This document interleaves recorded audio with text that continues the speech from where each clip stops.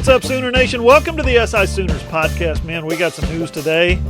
We got transfer portal. We got big news in recruiting, of course. And Oklahoma laid an egg last night at Kansas State. Big old stinky one. Big surprise? Not really. And everybody's still talking about Spencer Jones and the big bathroom brawl. New details have emerged. Rage in the men's room, I guess. I think I prefer the brawl in the stall. Ryan, I think you could become a really successful social media influencer if you'll just hang out in the men's room at Logie's with your camera, of course.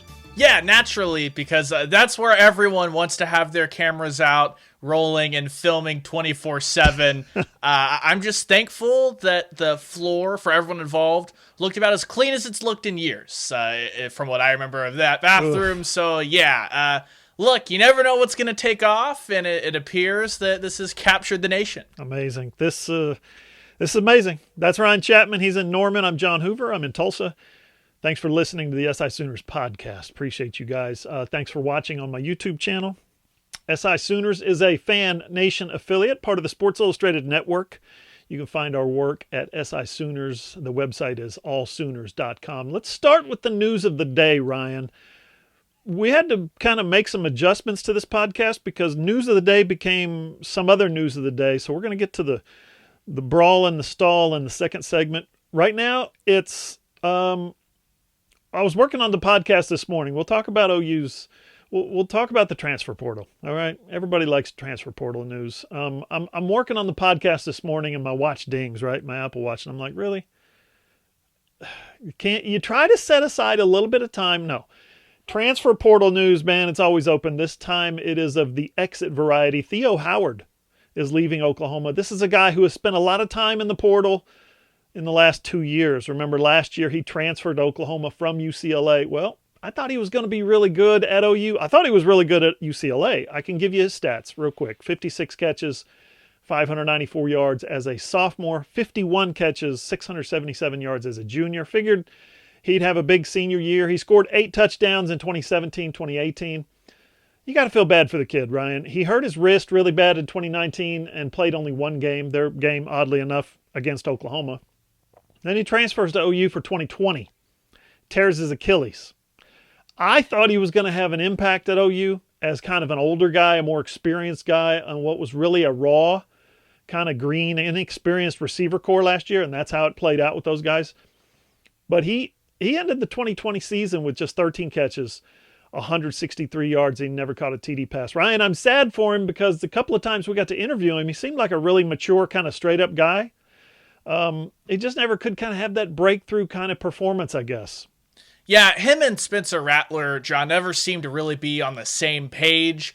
And you have to wonder if that is because he spent so much time rehabbing in what little time everyone actually had this summer to try and get on the same page. So he was a guy that I think made a lot of sense coming in when you say he's going to come in, be that veteran presence in a really young wide receiver room. It didn't play out that way, and now when you're looking into the future, into 2021, you say, okay, Theo Weiss and Marvin Mims, those are two guys that have a whole year under their belt. You feel like they're ready to take up a leadership role. Then you talk about Trajan Bridges, Jaden Hazelwood, those guys coming back into the fold for the entire season, not to mention Austin Stogner and that H-back room, what they do. Then, oh, by the way, you've got more talented youngsters coming in, Mario Williams, Cody Jackson, Jalil Farouk. Like, it's one of those things that it would make sense from a coaching perspective if Howard is about the same as some of those younger guys. You have him for one more year. You have those young guys for the rest of their career. You're probably going to give them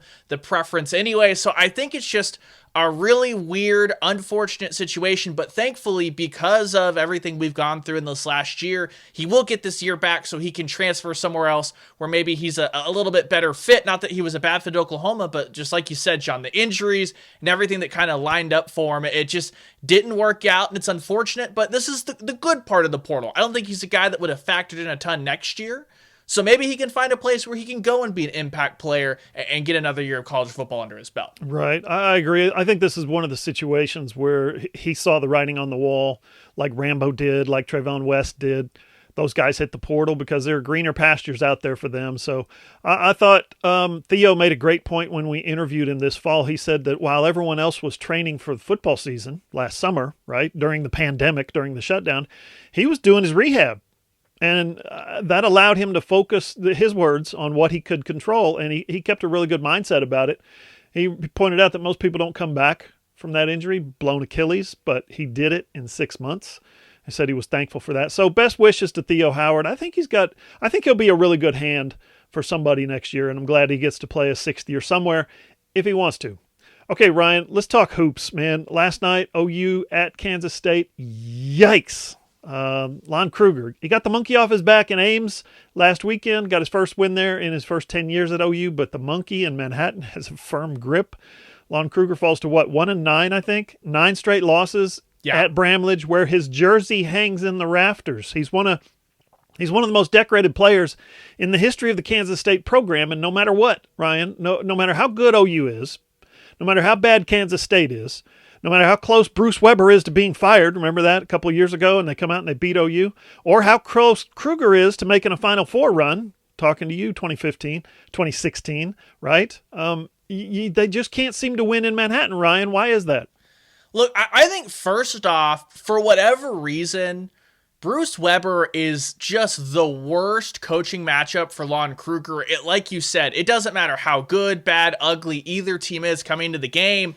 That's one of those games that you got to just circle and say, Lon Kruger really struggles against Bruce Weber coach teams, which is why I was so stunned earlier this season when the Sooners went out and, John, I think the final score was 76-50 in the first matchup. Like, I get that Kansas State is bad, but it doesn't matter how bad they've been. Kruger just doesn't hammer Weber teams. So that's the first thing. And then secondly, like, outside of Austin Reeves and Davion Harmon, you got no offensive contributions from anyone. Emoja Gibson, he goes 2 of 11. You're not going to win many games doing that. Elijah Harkless, Brady Manick, the other starters, they were just gone offensively. And it's one of those things that Austin Reeves crucially picks up that foul and then the technical foul as he's falling down before he's even gathered himself and can think about getting back up off the hardwood. He's already been teed up for his second foul. That sent him to the bench, and you kind of thought the Sooners, it wasn't pretty, but they were almost, it felt like, in cruise control in the first half there, and then the offense just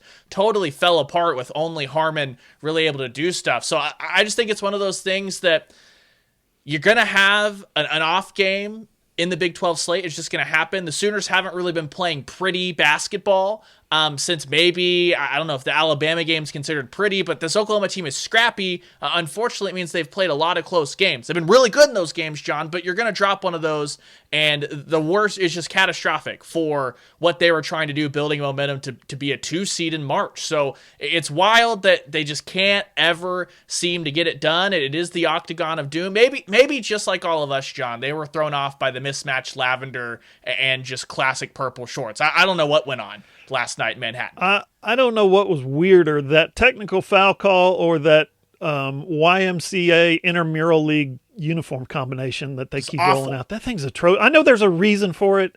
I don't care, man. It looks awful. It looks so JV. Anyway, Ryan, number one, I got to give it up to Kansas State. You and I, didn't get to go to the game, this road game. We had to watch it on TV like everybody else, but I think you can really notice, even on TV, when one team is really playing hard on defense and the other one isn't. Yes, Oklahoma played like junk on offense for the most part, but give it up to K-State. I thought the reason OU was so bad on offense was because of Kansas State's fanatical defensive effort, and it showed. Hats off to Bruce Weber for getting a team that's really limited in a lot of ways to play their butts off. I thought that disrupted almost everything OU was trying to do offensively. And then, I'll say this, you know me, Ryan, and all my listeners, all the viewers on YouTube, you guys know me. You know I'm not a fanboy. You know I don't cheer for a team or root for wins or any of the, I don't own any Crimson and Cream, right? And if you don't know that, sorry, folks, but that's just the job for the last 35 years. They pay me to be objective about the teams that I cover and the games. And I can honestly say, listen to me now, objectively, last night in Manhattan, the home team got a lot of those 50-50 calls. There's no doubt, including that technical that we talked about. A lot of those calls, the bang-bang calls, what's he going to call this time? He blew his whistle. What's he going to call? You get that little split second of indecision. You're not really sure which way. Almost every one of them seemed to go Kansas State's way. There was those piled up, obviously, and made a difference, but there was a couple of early calls, the block charges, that were very similar both ways. And yet both calls, almost back-to-back, it was like within a 2 or 3 minute span. They both went for the home team. Block over here, charge over there. It's like, what? Okay.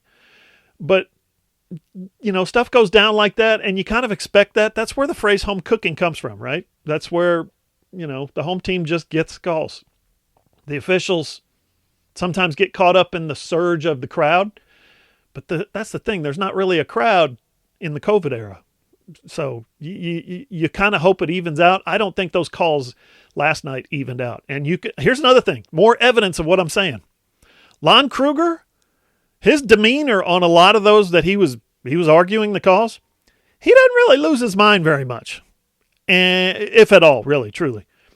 There was about 5 or 6 calls last night where he was really giving the officials the business. You get down to the final play then, right?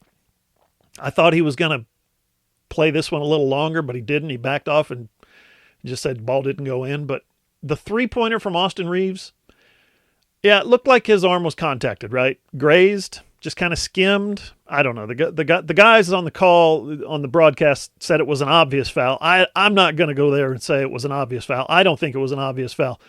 But I do think there was some minor to moderate level of contact on the shooting elbow. Like, did it affect Reeves' shot? Yeah. If nothing more than he exaggerated his shooting motion at the end to try to get a whistle. I think that messed him up as much as anything. I don't know, Ryan. Last 10 or 15 seconds, most officials are not going to call that. They don't want their whistle. Right or wrong, they don't want their whistle to determine the final score. What'd you think of that play? So I thought, first off, going back before that final 3, I was confused why the Sooners opted for the quick 2 on the possession before that, John, knowing that they had to foul Kansas State 3 times to send them to the line. I guess they were just confident that maybe they could force a 5-second call or get the turnover, but K-State hadn't been particularly sloppy with the ball down the stretch there. And so, I don't know, I felt like that just maybe took Austin Reeves out of rhythm a little bit. He wasn't, like, otherworldly down the stretch there, but I do think, John, no matter how little the contact was in the modern NBA, modern college basketball, we have become so conditioned that if you sneeze on a guy's shooting elbow, especially 30 feet from the basket, you are sending that guy to the free throw line. Like, that's just what happens. So for the standards of basketball that, Austin Reeves grew up playing, that we've become used to seeing, I don't know how that was not called a foul. Now, it's no guarantee that Austin Reeves would have gone to the free throw line and knocked all 3 of those shots down. He had a 1-and-1 just a few minutes earlier that he missed the front end of. I know that Austin Reeves is the best free throw shooter in the conference, but it's no guarantee. I would just say, no matter how you felt about the fouls, which it did feel very Fog Allen at times, there was a really crucial moment there with about 5 minutes elapsed in the second half, John, where Bradford was on the receiving end of 2 really quick touch fouls that I'm not sure were really that much contact at all. And Bradford was the menace down that end of the first half and helped Kansas State get off to that run in the second half. And when that kind of took him out of the game, took him to a less aggressive place for that next 2 or 3 minutes, that's when OU held the Wildcats scoreless for 5.5 minutes almost. If you're an elite team, if you want to go and be a top 2 seed in the NCAA tournament, if you want to be the number 2 team in the Big 12, I don't care what calls have happened leading up into that point. You got 2 good calls there. You have to make your opponent pay. You have to extend that lead out, and you have to finish the game out. So while there was fouls all over the place, all that stuff, you can chalk that up, like you said, in any road game, John. It is the Big 12. Consistency isn't necessarily the name of the game when it comes to officiating all the time in this conference. If you want to be an elite team, if you want to be that team, the number 7 team in the country, you have to roll with the punches, extend that, and make it to where McGurl can't roll off a 9-0 run and bury you with about 2 minutes left. Up next on the SI Sooners podcast, let's get ready to rumble! Hey, listen up. Winter's here, okay? But you know the season's in Oklahoma. Cold one day, hot the next. That's a lot of work for your heating and air unit. But the guys at Trade Pros, they got you covered. Sign up for one of their no-hassle service plans. You can go pro, become elite, or the best deal's the MVC, most valuable customer. They'll come out twice a year and tune up your AC and your furnace. You get priority scheduling, and you get additional discounts. Just call Caleb or Carrie at Trade Pros, 405-249-7290, or go to TradeProsOKC.com or look them up on Facebook. Trade Pros. That's one word, Trade Pros Heat and Air.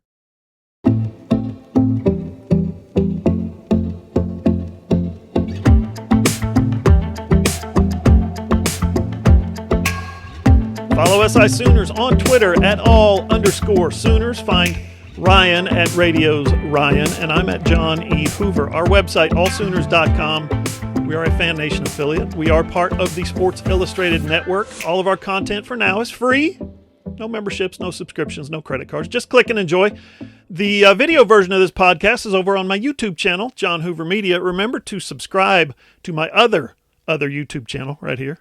Ryan, we got new details on the brawl in the stall. I hope you guys liked my Michael Buffer impersonation. I used to be able to do that really good when I was younger. Didn't really go through it today. Didn't really rehearse, but I hope you all enjoyed it. Jean Jacket guy, the talky one? Well, he's been identified as a former OU football player. Got all kinds of developments in this thing. First off, let me just say, I'm being totally sincere when I say that I hope that Spencer Jones and his buddy and the two Brown brothers that they got in a fight with, I hope everyone is okay. Everyone is not okay, but I hope everyone becomes okay. All right? That was a pretty brutal fight. If you guys have probably heard by now that Spencer Jones, I should back up, and if you don't know that name, he's the guy who holds for OU on Gabe Burkich's field goals and extra points, right? He's the holder. He's a walk-on receiver. He's a former walk-on, I should say. He's a senior at OU. He's going to come back for his 6th year of eligibility. He announced previously, I think in December, January maybe. He got put on scholarship in December. He won that goofy Mortel Award as the holder of the year. Thing's totally not serious. But Spencer was obviously involved in a fracas, shall we say. A bar fight in the men's room back on February 13th. It was at Logie's on the corner in the men's room. Ugh. And Spencer and his friend, who the Daily identified just today, as I mentioned right before we got on the podcast, former OU football player Andrew McGee. Yeah, I had to look him up too. He played for the Sooners, or he was on the roster for the Sooners in 2018. They got into a spirited discussion on the video with two other men, and yes, there was a video, and yes, it went viral, of course. Listen, if you haven't seen it real quick, you need to go to allsooners.com. We just now posted the updated story right before the pod, and we have the video on there. In the video, there was some, shall we say, swearing. There was some threatening words. There was some aggression. There was a push, a shove, kind of, I guess, followed by two pretty severe beatings in the men's room on the floor. Spencer, he got a lawyer, Woody Glass, who has represented OU athletes before. Remember Mike Ballaghan? That was Woody Glass's client. Mr. Glass told the OU Daily that his client sustained a fractured orbital socket, required surgery, nearly lost his left eye, and was only trying to de-escalate the situation. Sure. The other parties, the Brown brothers, Braden Brown and Walker Brown, turns out that they're wrestlers. They're not OU wrestlers, okay? They're not college wrestlers. They just kind of grew up wrestling. They're trained MMA fighters. Their dad owns a gym in Norman. They train constantly MMA fighting. Yikes, those dudes are bad news. Not them, but I'm just saying MMA fighters. Don't mess with MMA fighters. Their attorney issued a statement today that said basically, Ryan, that there's more to the story. Yeah, which we thought. There's a reason that his client, and at the start of the video anyway, has a bloody nose. His attorney called it assault and battery. He also said that Walker Brown has a torn biceps muscle from the fight and needs surgery. As of this recording now, Walker has started a GoFundMe page. It's raised almost $30,000. That's going to go to his medical and his legal expenses. Braden Brown, he posted immediately after the fight the video was posted on Twitter, that they were basically left with no options. Now, Ryan, at the risk of hogging this whole segment here, I need to say this. We are not here to adjudicate this thing, you and me. We are not here, number one, to say this guy did this wrong and this guy shouldn't have done that. No, no. There were clearly some things happened before the video turned on. As I said, Walker Brown appears to have a bloody nose. The guy ID'd as Andrew McGee appears to be concerned about, I don't know, something on his chin, maybe a cut, maybe a scratch, maybe some blood. I don't know. He was looking in the mirror before the things got heated up. So we don't know what happened before the camera went on. So you and me, we're not going to sit here and say he was at fault. He was at fault. No, he was. We're not going to debate Oklahoma's stand your ground laws. We're not going to try to figure out what constitutes self-defense or who pushed who or who swung the first punch or who's to blame or who's going to jail. That's stupid. We're not here to do that. You guys watching, listening, you've seen the video already and you formed your conclusions. I'm not here to convince you either way. The Norman police have opened their own investigation, and I'm happy to let them do their job. Both lawyers say there will be no more comments until the police finish. Ryan, I need to get you in here. This thing went viral for a handful of reasons. It's a big old football player who appears to be picking a fight or bullying or otherwise trying to intimidate some smaller dudes. We don't know what happened before the camera rolls, so we have to guess at that part. 2, it's a couple of MMA fighters, and their reaction is impressive. Those guys obviously always draw a crowd. 3, as I said earlier, those beatings are severe. It's kind of shocking, actually. Spencer and his friend, identified as Andrew McGee, they got tuned up. And 4, did I mention it's in a men's room? It just gives me shivers. Gross, dude. Gross! No masks either. Guys are at the urinal. They're trying to do their business. They're probably peeing all over themselves as the bodies hit the floor, right? One dude steps away. Looks like he wants to break it up for a second. He grabs Walker Brown's shirt just for a second, and he rethinks it and thinks better of it, takes his drink, steps over, and gets the heck out. What's crazy about this, Barstool got it, TMZ got it, Pat McAfee got it, Outkick, Complex Sports, all the usual media subjects got it and put it out there. And once the MMA community got a hold of it, yeah, it became almost like a recruiting video. Ryan, my man, I've talked long enough. I've said all I can say on this stupid thing. Go to allsooners.com if you want to read our latest. I want to get your thoughts, Ryan. Your thoughts on the video. Yeah, so this is one of those things that I saw it, and the first pass that I watched it, my initial thought was not, oh, that's an OU football player or anything like that. I was just like, oh, that's the bathroom at Logie's, and this is a scene that I have, bared witness to multiple times. You know what I mean? It's not uncommon. It's not this, outworldly thing. Like it's a thing that happens when you have guys who are college age, who have alcohol in them, and for whatever reason, the bathroom makes people just a little bit frisky. It's tight quarters. You're almost always going to accidentally bump into someone, something like that. So even if, in a, I guess, more normal circumstance, one not like this, look, there are people that the bathroom draws out the worst in all of us. So that was the thing. I just was intrigued by it initially just because, like, okay, this is just a bathroom bar fight, and almost the entire fighting experience got caught on video, so that was kind of unique.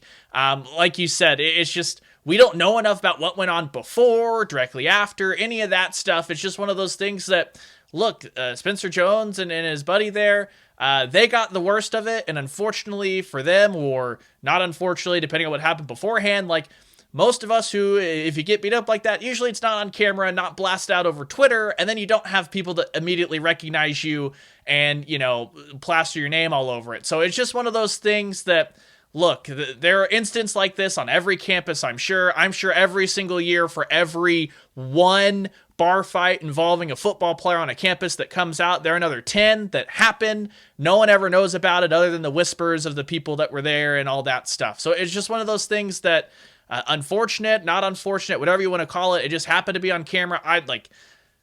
I hope everyone's okay, obviously. I wasn't too bothered, appalled, whatever you want to say, just because I'm just like, look, I've witnessed that with many more people that are much less anonymous than those guys. It is what it is. That's life on a college campus, at a bar, in the wee hours of the morning. Like, I'm not going to freak out about this one way or another. And like you said, all the legal stuff, that's all going to work itself out. The investigations, that's all going to work itself out. You just hope that everyone on both sides ends up okay and doesn't have long-lasting medical effects from a decision that I'm sure if they all look back, they all would say, we would just rather this confrontation probably didn't happen. I completely agree. Something else that I want to stress here. Fighting is bad, okay? I've been there. Listen, voice of experience here, kids. You got that rage, you got that adrenaline, you got that testosterone, but do you have the maturity and the smarts to get yourself out of a fight? Listen, anybody can get into a fight. It takes someone pretty damn clever to be able to get out of a fight. Trust me, walk away. If you can't walk away, talk your way out of it. Shovel the BS. Buy the guy a drink. Don't try to fight your way out of it. Now there's doctors and lawyers involved, and all you get is hurt and poor from this deal, right? And then the other thing I want to say is this. I was talking to my wife about this the other day. Spencer Jones, I'm guessing that he's probably going to be okay. I mean, big picture, okay? I hope his surgery went well. I hope he doesn't have any nerve damage. I hope his vision is 20/20. But big picture, I could see, and I'm being serious here. It sounds funny, but I'm being serious. I could see like 2 years down the road, Spencer Jones is hosting like a YouTube channel, right? And then he does an appearance on the Dan Patrick Show, and they ask him about the fight. And then he's on Jimmy Kimmel. And then he gets a spot on The Bachelor or Survivor. Is that still a thing? Or something like that. Can he sing? Maybe he'll be on The Voice. I don't know. Anyway, I think he turns this into something positive for him. I do. I'm serious. Look at him. He's a good-looking kid. He's got that kind of, if you've seen him around, if you've seen video of him, not this video, I'm not talking about this video, other videos. He's got kind of a magnetic personality. He's funny. He doesn't take himself too seriously. Maybe not in a men's room of Logies, I guess.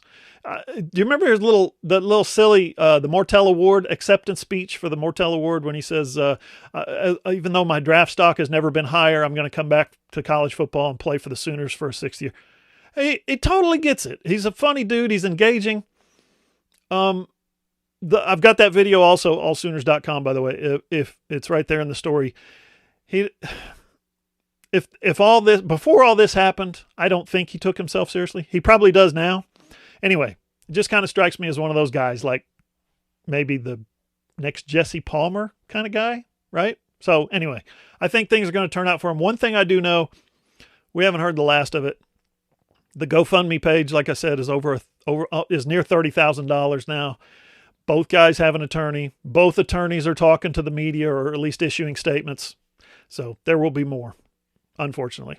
Up next on the SI Sooners podcast, we got so much recruiting to talk about. Hey, are you a business owner looking to get your product out there to the masses? Let's say you run a hotel in Norman, or a car dealership in Oklahoma City, or a restaurant in Edmond, or maybe you're a small online business who creates and sells OU merchandise, and you just want Sooner Nation to come sample your wares. Well, then consider advertising in this space right here on the SI Sooners podcast. SI Sooners reaches thousands of readers, viewers, and listeners literally every day, and the SI Sooners podcast is the ideal place to find your next customer. To advertise, send an email to allsoonersi@gmail.com or DM us on Twitter at all_Sooners.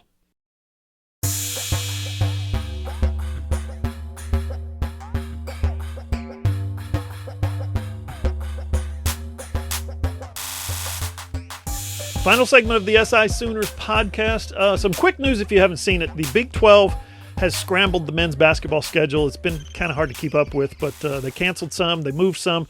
Basically for OU, it boils down to this. The second Baylor game has been canceled, and that's, believe me, that's a good thing for OU. That's a good thing for Baylor too, and it's probably a good thing for the Big 12 overall.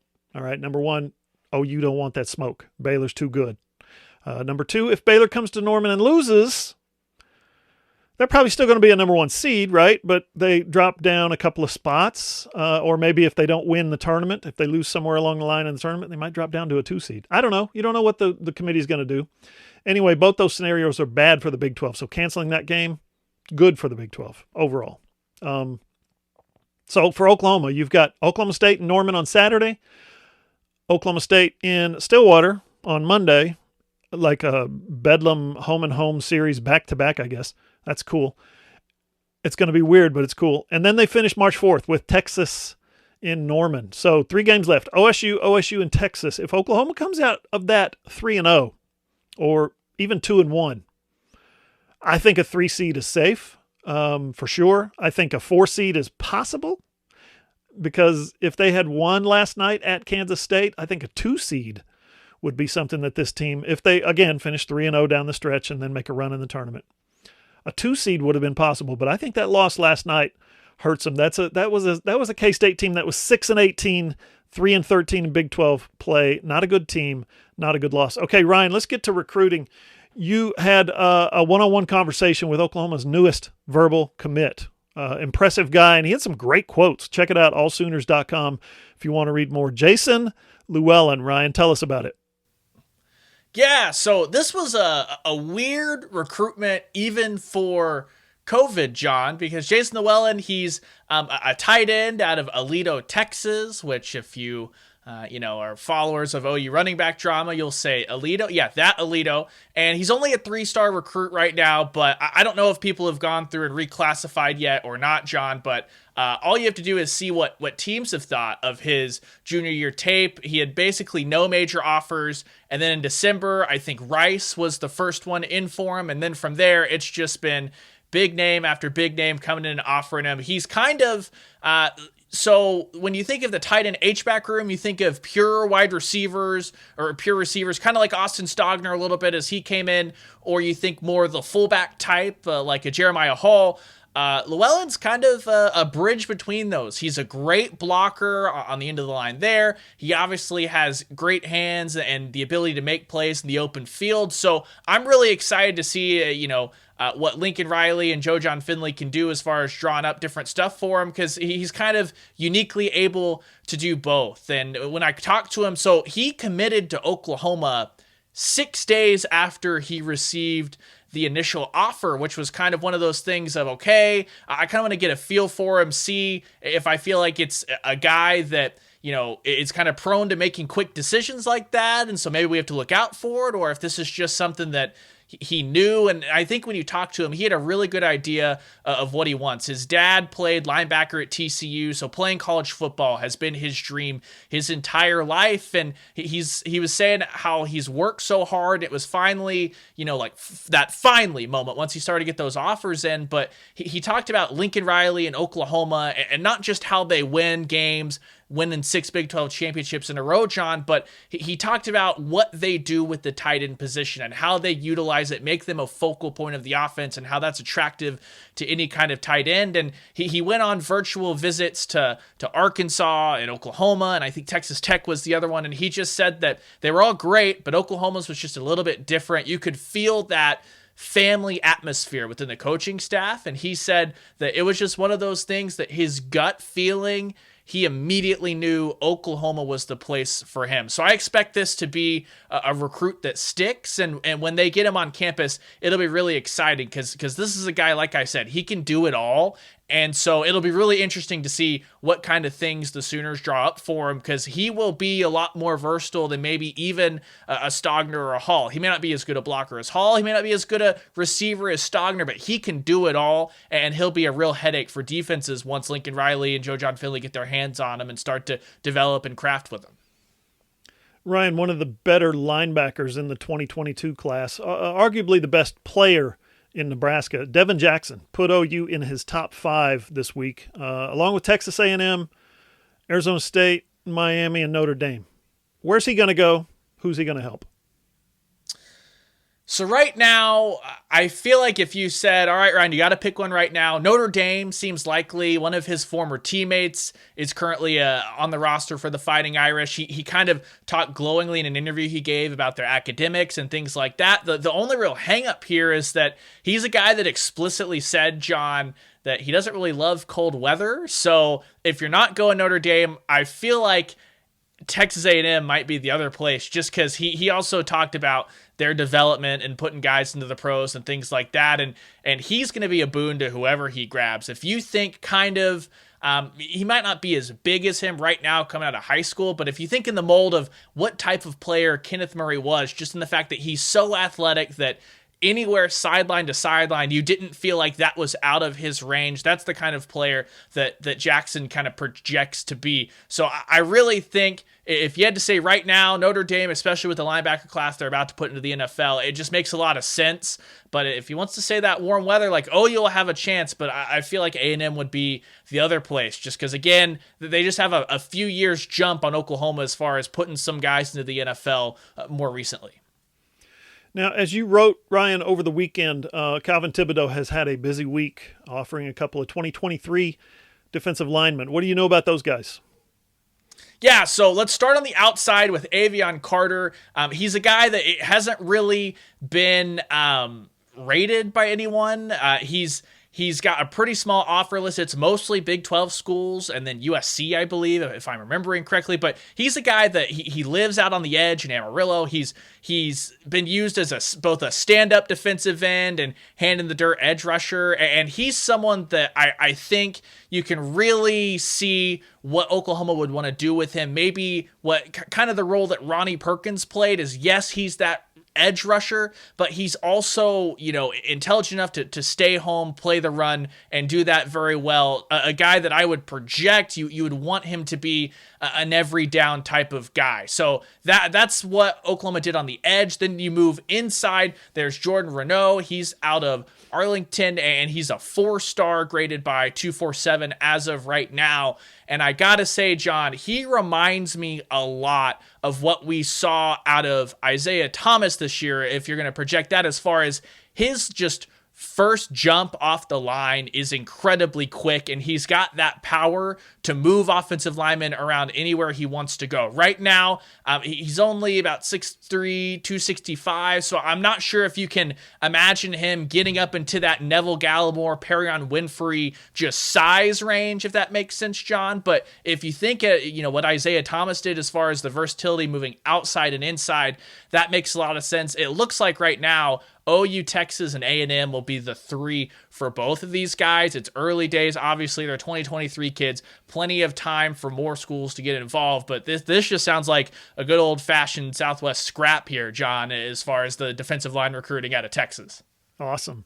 What do you think of Ish Harris? He's labeled as an athlete. He plays a lot of offense, carries the rock as a running back, but probably projects more as a linebacker. I think Brian Odom was the one who offered him. You think he can play defense in the Big 12? Oh, I think absolutely. We talk about guys that can cover sideline to sideline. Well, this is a dude that went out and just he popped off a cool 1,800 yards last year as a running back. You think he can scoot a little bit? He's only 190, so this is not a guy I wouldn't expect Harris to come in and be a true freshman really fighting for time. I think they're going to want to put a little bit of weight on him. I think that you might be able to see him used as maybe just a NASCAR package, stand-up linebacker edge rusher if he plays early as he grows into the body and the position. But he's not, like, you look at his frame, and I see a guy that could, within 2 or 3 years, grow into a frame not dissimilar to maybe a Brian Asamoah right now. Shane Witter's not outside of the question. So, he can obviously pack it in to play that position. And when you just talk about that mobility, that athleticism, that's everything you want in a modern linebacker, especially trying to, deal with the ebbs and the flows of the Big 12. Yes, it's changed over the last couple of years. You got more teams that aren't so crazy Mike Leach, but you're still going to get spread out, and there's great athletes in space in this conference. So he's a guy that I feel like could definitely fit that mold. The question, though, is always going to be, he's been offered as a linebacker. All the major schools that are in for him are looking at him, it looks like, defensively, at least those that I've seen. Is that conversation going? Well, because you never know when a guy's content to say, maybe I'm not going to go to the biggest school, I just want to play running back. So we'll see. But if he decides he wants to be a linebacker, if he's bought into that and Oklahoma lands him, he could definitely be an impact player 2 or 3 years down the line once he gets on campus, I feel like. Yeah, man. Speed D, right? I mean, perfect fit for what Alex Grinch is trying to build. You got a story coming up on some new offers this week as well, but let's give the folks a quick preview right here. Jaquazi Petaway, wide receiver in the 2023 class. What do you know about him? So, John, I know that he's fast, and he's real fast. You just look at his tape and you immediately get visions of, like, I watched him and I'm just thinking, wow, this looks like a lot what we saw out of Marvin Mims a lot for this team this year. If you're talking about just a recent guy, the way that he can stretch defenses vertically, the way that and this is only on film, obviously COVID, all that, haven't been out to see him in person, but on film, it looks like he does a great job of tracking the ball, running under it to make those deep passes look very accurate, seamless, and easy. And that's just one of those things, John, that it's hard to really coach. A guy can either do that or he can't. The explosion, the speed, that's all there. So he's a burner for sure. You can move him onto the inside there and really, really put defenses in a pretzel. So it's hard not to, like, you put on the tape and you're like, oh, Lincoln Riley, Dennis Simmons, they're going to have a lot of fun if they can get this guy on campus. And then Richard Young is a running back, also in the 2023 class. Yeah, so Richard Young, 247 Sports has him rated as the number 1 running back. The number 2 running back, obviously, is Ruben Owens, a guy that Sooner fans should probably get pretty familiar with.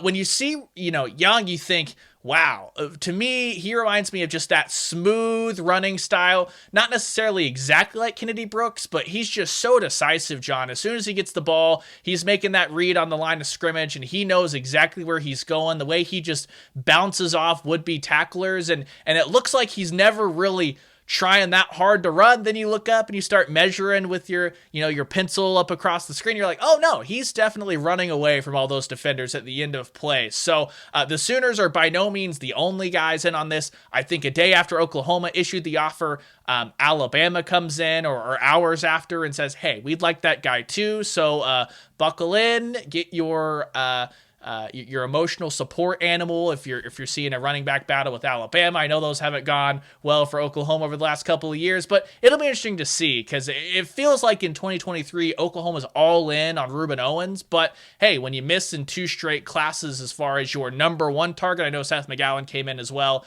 the year that Oklahoma lost Jason McClellan. Like, you're going to be able to take a few more running backs in the next few years, and he's a guy that if he says I want to come to Oklahoma, and Ruben Owens does as well, hard for me to believe Oklahoma would say no to either of those guys. Does Alabama seriously have to steal all the good running backs? I mean, geez. They have to take all of them, John. Yes, they need every single one of them. Hey, if you haven't seen my story on Jake Taylor, the big offensive lineman from Bishop Gorman in Las Vegas, I talked to him last week, and he told me that OU was the only school he's actually visited, at least to this point, and OU was the first school to call him. And he told a very hilarious story about that call. OU made a seriously good impression on him. His big brother, Bo, plays at UCLA, and Bo called Chris Murray, the offensive lineman who transferred to OU from UCLA last year. He asked him about OU. Chris Murray gave a glowing recommendation of the Sooners. Jake Taylor is down to Oklahoma, Alabama, and Notre Dame. Not a bad final 3, if you ask me. And you know what? I'm confident you can find that story and lots more recruiting at allsooners.com. Hey, shout out Tiger Woods real quick, huh? Man, scary situation. So glad he's on the mend, Ryan. Hopefully the doctors have worked their magic. Listen, whether he plays golf again or not, or wins a major or not, or becomes a golf instructor, or just hangs on to his little side hustle as a Nike pitchman, man, I don't care. Ryan, it doesn't matter because I just hope he gets well soon. He's got a family to think about as well. I want you guys to listen to the SI Sooners podcast on iTunes, Spotify, Google, iHeart, or wherever you get your podcasts. Or on your Amazon-enabled device, just say, Alexa, please play the SI Sooners podcast. You can find it on our website, too. That's allsooners.com. Click on the player and listen either on your phone or your tablet or your computer. Or you can always watch the video version on my YouTube channel, John Hoover Media. For Ryan Chapman, I'm John Hoover. See you guys.